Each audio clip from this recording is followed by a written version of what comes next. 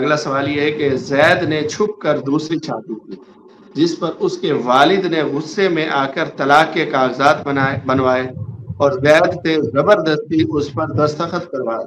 زید کو اس بات کا علم تھا کہ یہ طلاق کے کاغذ ہیں لیکن اس نے جبراً اس پر دستخط کر دیے، کیا طلاق واقع ہو جائے گی؟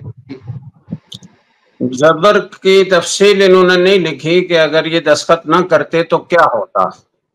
والد اس کو جان سے مار دیتے، اس کو اتنا تشدد کرتے کہ اس کا کوئی عضو تلف ہو جاتا، یا ایسی ناقابل تحمل کیفیت کوئی پیدا ہو جاتی جس کا یہ تحمل نہ کر سکتے۔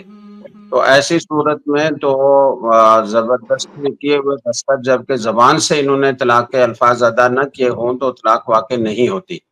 لیکن اگر اس درجے جبر نہیں تھا تو پھر طلاق کے کاغذات پر جانتے ہوئے دستخط کرنے سے طلاق واقع ہو گئی۔ ایک لکھی تھی تو ایک ہو گئی، تین لکھی تھی تو تین ہو گئی۔